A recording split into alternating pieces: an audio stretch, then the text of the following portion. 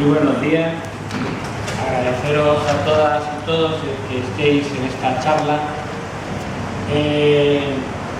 Yo lo primero que quiero hacer es mostrar la solidaridad con el Tercer Información que está sufriendo los ataques de elementos sionistas, y eso demuestra que a veces con pequeñas fuerzas pueden generar elementos de distorsión en el sistema, y de ahí la importancia de la red de medios sociales, o de que hayan elementos, que se creen plataformas, que medios que provienen de distintas concepciones ideológicas de la izquierda, de distintas vertientes ideológicas de la izquierda, o componentes de medios de comunicación, de medios sociales, etcétera, pero que al final tenemos un objetivo común en el cambio de la sociedad, derrotar al sistema, cambiarlo, etcétera, puedan generar elementos que traspasen el muro de los medios comerciales. Me voy a referir a los medios generalistas, que le llaman, o los medios comerciales, como decía Vicente Romano. Y quiero empezar con el maestro, con Vicente Romano, que ayer le hicimos un homenaje por su muerte. Vicente Romano fue un militante del Partido Comunista que en su extensa obra escrita siempre intentó identificar quién está detrás de los medios de comunicación y para qué sirven desde un concepto claramente ideológico. Y ahí hay uno de sus libros que yo he traído, que es La formación de la mentalidad sumisa, un libro que fue escrito en 1993 que si lo leyéramos hoy, cambiando algunos nombres y algunos actores, tiene plena vigencia.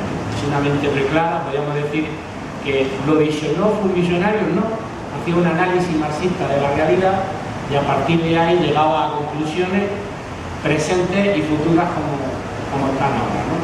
Yo quiero empezar a situar un poco el contexto, porque la red de medios sociales lo que ha emprendido, igual que han hecho el conjunto de medios, es una batalla ideológica, igual que los medios comerciales de la derecha, etcétera, sus distintas vertientes, tienen claramente una batalla ideológica, que dominar las conciencias de la población para que no se levanten contra el sistema económico que le está dando pingües beneficio al capital. Él dice ya en 1993, él dice en el año 2003, la historia enseña que la clase pudiente nunca está sola, se arropa con la bandera de la religión, el patriotismo y el bienestar público, pues solo reconoce y proclama como bueno para todos lo que es bueno para ella. Tras el Estado existe todo un entramado de doctrinas, valores, mitos, instituciones, etcétera, que sirven consciente o inconscientemente a sus intereses. John Locke decía ya en 1960 que el gobierno fue creado para la protección de la propiedad, y casi un siglo después, en 1776, Adam Smith afirmaba que la autoridad civil se instituyó en realidad para la defensa de los ricos contra los pobres, o de los que tienen alguna propiedad contra los que no tienen ninguna. Las instituciones políticas, religiosas y educativas contribuyen a crear la ideología que transforma el interés de la clase capitalista dominante en interés general, justificando las relaciones de clase existentes como las únicas que son naturales y por tanto perpetuas e inalterables. Todas ellas se conjuntan para crear una conciencia uniforme, para dar unidad al pensamiento. Y termino esta cita con un párrafo que dice: para preservar el sistema que es bueno para ellos, los ricos y poderosos invierten mucho en persuasión, control de la comunicación, el intercambio de informaciones y sentimientos contribuye de modo eficaz a legitimar el poder de la clase propietaria, y es en este marco general donde actúan los medios de comunicación de masa. Lógicamente hay toda una batalla donde pequeñitos mosquitos, en función de lo que tenemos enfrente, pequeñas fuerzas, estamos intentando a través de la red de medios sociales, individualmente primero, a través de medios sociales, cambiar esa situación, ¿no? Y en ese sentido el panorama mediático español, además de lo que ya han dicho las compañeras y compañeros de lo que existe, podemos decir que hay ahí como un duopolio y medio. Estaría A3 Media, estaría Mediaset, y luego estaría el grupo TDT Party, ¿no? Un montón educar. ¿Qué es el duopolio y medio? Porque es lo que hay. Y si vemos los periódicos y la radio, vemos que es lo mismo, ¿no? Que alguna tiene relación con ese tipo de intereses económicos en los medios, porque además los propietarios de los medios son propietarios de fábricas de armamento, de cementeras, de constructoras. Pero yo vengo de Murcia, ¿no? Y a nosotros nos extrañaba que el periódico más tirado de Murcia, que es La Verdad, no sacara las aberraciones urbanísticas que se hacían. ¿Cómo? Si el mayor accionista era la constructora, ¿cómo el periódico iba a decir las aberraciones urbanísticas? Y así podemos hablar de determinadas cuestiones. Antes se decía lo de la agresión a Palestina, por ejemplo, ¿no? La masacre, el asesinato que se ha hecho de la población. ¿Cómo? Si la mayoría de los intereses económicos de esos periódicos son, o lo último, lo más baboso que hemos visto en última hora, en estos últimos días, es el panegírico que le han hecho a Botín los medios de comunicación. Claro, si la verdad, si es que tiene una parte importante del capital de los medios de comunicación. Eso es el panorama mediático que tenemos. Y en eso hay muchos medios con un gran esfuerzo, con falta de recursos, que están intentando abrirse camino. Se decía Público, el Diario Cultural, Libre, La Marea, como medios que además de tener ser digitales tienen empresa quita, los que estamos aquí, ofrecer información, Crónica Popular, Mundo Obrero Digital, papel, La República.es, que también está en la red de medios.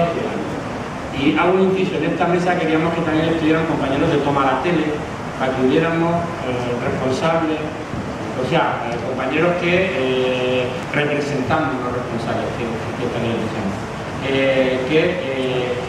Estamos trabajando en las distintas vertientes de los medios de comunicación. Porque esa era la idea, trasladar que es posible generar esos grupos. Bueno, esos no son esos medios, pero hay en esta situación histórica de los medios de comunicación se da una circunstancia que yo creo que habréis caído todas y todos, ¿no? Mediaset y A3 Media tienen la mano derecha y la mano izquierda. Tienen Telecinco y Cuatro es el programa, que además lo hacen comercialmente porque hay un público de izquierda que le interesan determinados contenidos y que se lo dan a través de Cuatro. Y luego tienen Telecinco con programas que ven hasta 4 y 5 millones de personas por la tarde, el Sálvame Ese, donde ya determinado tipo de políticos van, ¿no? Que eso es, no tienen entretenidos, pero es el mismo amo. Es el mismo amo. Y se da lo que les interesa que se da. Y eso quiere decirlo. Se da lo que les interesa que se da. Y A3 Media tiene Antena 3 y tiene en televisión, me estoy refiriendo, La Sexta. Y hace igual. Lara pues hace igual, nos da lo que nos alimenta. Aquí hay un elemento fundamental, y esto es una opinión personal, que yo creo que no es solo mía, que ningún proyecto alternativo tiene muy difícil el acceso, cuando no imposible, a través de los medios comerciales de transmitir su mensaje. Y si se hace es porque le interesa comercialmente, no políticamente, socialmente al medio, es comercialmente, ¿no? Entonces es un poco la realidad de los medios que tenemos. Pero frente a eso puede parecer que, como hay tantos medios digitales, escritos, radios, televisiones, que una sociedad que tiene tanto desarrollo tecnológico es una sociedad que progresa socialmente. Eso es mentira. Porque antes de la Segunda Guerra Mundial, Alemania era una sociedad tecnológicamente avanzada y no era una sociedad desarrollada socialmente. Hoy la sociedad nuestra es una sociedad tecnológicamente avanzada, pero cuando rascamos, hay niños que no comen, el índice de pobreza infantil sube, hay 2 millones de hogares donde no entra ningún tipo de ingreso,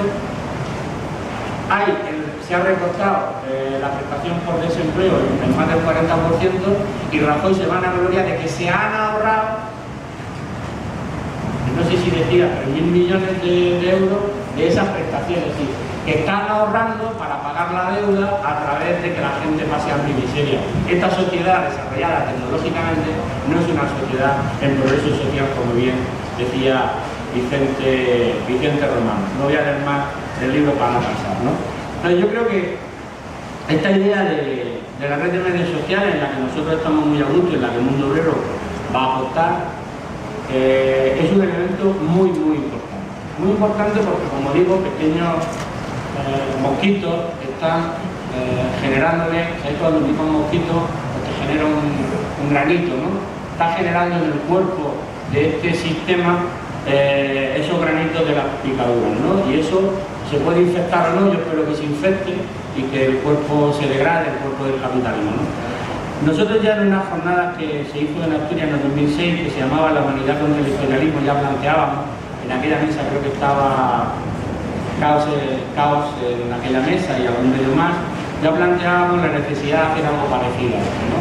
Entonces creemos que esto es importante, porque como bien se decía en esta mesa, hay muchas dificultades para proyectar los mensajes alternativos, las marchas de la dignidad. Los medios se dieron de luces con ellas cuando estaban a 15 kilómetros de Madrid, pero sin embargo cuando estábamos caminando más de 40 y 50 kilómetros y en Tobarra y en otros pueblos los fascistas atacaban las marchas, salieron porque alguien desde un teléfono móvil hizo el vídeo y lo colgó en la red. Y alguien se hizo eco de eso, ¿no? Entonces, como eso es muy difícil, la red puede servir para ir rompiendo esos bloques, ¿no? También, como se decía, lo decía Juan Manuel, la debilidad y la escasez de los medios económicos de los proyectos de izquierda, ¿no? El público, por así decir, cerró, y como ya ha dicho la compañera, han nacido 5 o 6 proyectos. ¿Por qué? Por la necesidad de que ese espacio social, de ese espacio político esté informado, y también por una necesidad que los profesionales de los medios, la gente que trabaja, tenga una ocupación, que decía Ian Mondo. Y eso es muy importante también. Pero ¿cómo funcionamos? Ellos lo han dicho. El mundo obrero cobra el que maqueta y la redactora jefe. Y ya está. El resto de colaboradores le pagamos una tarjeta de agradecido. No hay posibilidad. Porque la falta de recursos que tenemos a la hora de entrevistarlo. Pero ya es muy importante. Y como bien se decía, la idea fundamental que yo creo que tiene que tener la red es darle voz a los que no tienen voz. Esto siempre lo decimos, pero se está haciendo realidad. Se le está dando voz a los que no tienen voz, aunque sea a través de Internet, que es la puerta de escape ante esa imposibilidad económica de montar un medio escrito, diario, ya diría yo, hasta semanal, o la imposibilidad de tener una buena emisora de radio, un canal que cada vez que se lo reparten se lo quedan siempre los mismos, la Iglesia y sus primos. Yo aquí le hago una crítica al Partido Socialista Obrero Español, porque cuando hizo el reparto de emisoras se lo dio toda la derecha, jodido. ¿Quién era el tipo que hizo eso en el PSOE? Que le dio todos los canales a ustedes de parte, a la derecha. ¿Quién fue ese jodido? Bueno, ya sí, la culpa es de nosotros. Quiero decir que sí lo hizo, pero ¿quién fue el inteligente que no fue capaz de establecer otro tipo de proyectos sociales? Es más, la televisión pública, el Estatuto de la Televisión Pública tiene la posibilidad de que los proyectos sociales puedan tener un espacio de emisión. Nunca se ha puesto en marcha. Nunca se ha puesto en marcha. Es decir, un espacio en el que con los medios de la televisión la gente pueda grabar con los recursos de televisión, poner un espacio, un proyecto social y poder retransmitirlo en determinada hora a través de los canales. Pues eso nunca se ha puesto en ese sistema. Yo creo que ahí son elementos de trabajo. Y en la línea del maestro Vicente Romano, yo creo que la red tiene que servir para contraatacar el mensaje unificador de mentes y adocenador de conciencias, ¿no? E informar, como bien se decía, que es lo que todos hacemos, bien sea el mundo obrero, que es prensa de partido. Lo sentimos, a nosotros nos paga el partido, nuestro editorial es lo que dice el partido, cualquier editorial es un movimiento social, etcétera, ¿no? Y decimos lo que nosotros vemos, pero también tenemos la posibilidad, y así lo estamos intentando hacer, de que no solo nosotros, sino que otros compañeros de otros medios, de otras visiones, que no solo es la del Partido Comunista, pueden escribir como así lo hacen en el mundo obrero, ¿no? Y es atacar esa cuestión. Y termino porque la red, además de compartir información, debemos, y ya lo hacemos, ¿no? De la realización de campañas informativas en temas que no son comunes, de denuncias de las agresiones y tropelías del sistema y de la policía y de un montón de agresiones que se sufren. En octubre tenemos prevista, si no cambia la fecha, un encuentro, ¿no? Y en ese encuentro ya intentaremos terminar de organizarnos y darle un impulso al funcionamiento, pero yo creo que debemos de empezar a plantear